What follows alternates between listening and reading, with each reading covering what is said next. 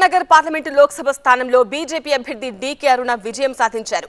ఈ గెలుపు పాలమూరు జిల్లా ప్రజల గెలుపన్నారామె.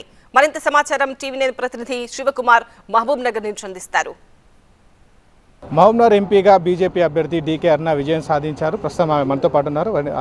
మరిన్ని వివరాలు తెలుసుకుందాం. మేడం చెప్పండి, సుదీర్ఘంగా ఈ ఎంపీగా లోక్సభలో అడుగు పెడదామని ప్రయత్నాలు చేశారు. మూడో దఫా ప్రయత్నం విజయవంతమైంది.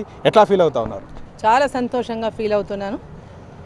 ఎందుకంటే ఈ గెలుపు ఇది పాలమూరు జిల్లా ప్రజల యొక్క గెలుపు, భారతీయ జనతా పార్టీ యొక్క కార్యకర్తల గెలుపు.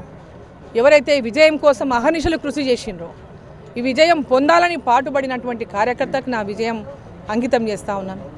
నరేంద్ర మోదీ గారి యొక్క ఆశీర్వాదంతోన మహబూబ్నగర్ టికెట్ నాకు రావడము, ఎట్టి పరిస్థితుల్లో మహబూబ్నగర్ సీట్ ఈసారి గెలవాలని వారు నాకు చెప్పడము, పార్టీ పైనుంచి కూడా చెప్పడం, ఎట్టి పరిస్థితుల్లో ఈసారి గెలవాలి మీరు సీటు, మహబూబ్నగర్ సీటు మంచి గెలుపుకు అవకాశాలు ఉన్నటువంటి సీటు, లాస్ట్ టైమే మీరు నేరోగా పోయింది కాబట్టి ఖచ్చితంగా ఈసారి విజయం సాధించి రావాలని వాళ్ళు చెప్పడము, వాళ్ళు ఆశీర్వదించి పంపడము.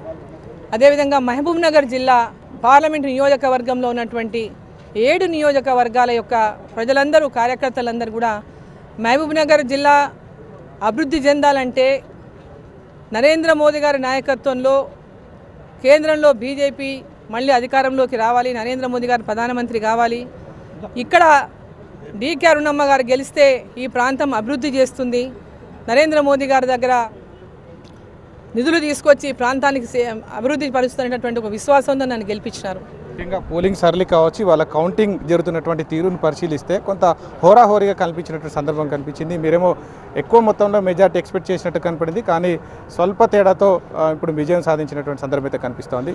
దీనికి కారణాలు ఏమై ఉండొచ్చు అనుకుంటున్నారు? దీనికి అంటే ఇంకా ముఖ్యమంత్రి గారు చాలా పెద్ద ఎత్తున ముఖ్యమంత్రి నియోజకవర్గం అని వారు అండర్ గ్రౌండ్లో చాలా పెద్ద ఎత్తున ప్రచారం చేయించడము, ఈ సీటు కనుక ఆమె గెలిస్తే నా ముఖ్యమంత్రి కుర్చీకే ప్రమాదం అవుతుందని ఆయన ప్రచారం చేసుకోవడము, ఆయన అందరికీ ఫోన్లు చేసి మాట్లాడడము, డీకే అరుణమ్మని ఓడగొట్టండి అని ప్రచారం చేసిండు ఆయన. సో ఏ రకంగా సెంటిమెంట్ వాడాలను, ఎన్ని రకాలుగా ఉపయోగించాలో అన్ని రకాల సెంటిమెంట్లు ఉపయోగించారు. ఇన్ని చేసినప్పటికీ కూడా పాలమూరు నియోజకవర్గం పార్లమెంట్ నియోజకవర్గ ప్రజలు నరేంద్ర మోదీ గారు ప్రధానమంత్రి కావాలి, డీకే అరుణమ్మ ఎంపీ కావాలని ఈరోజు వాళ్ళు అభిమానంతో, ఒక విశ్వాసంతో ఈరోజు ఓట్లేసి గెలిపించినారు కాబట్టి ఈ విజయం నాకు సాధ్యమైంది. విధంగా చూస్తే మాత్రం ఓవరాల్గా తన విజయం కోసం కృషి చేసినటువంటి ప్రతి ఒక్కరికి, కార్యకర్తకు, అలాగే తనకు ఓట్లు వేసినటువంటి ప్రతి ఒక్క ఓటర్కు కూడా తను ధన్యవాదాలు చెప్తా ఉన్నారు డీకే అరుణ గారు. కెమెరామెన్ అంజితో శివకుమార్, టీవీ9 మహబూబ్నగర్ జిల్లా నుంచి.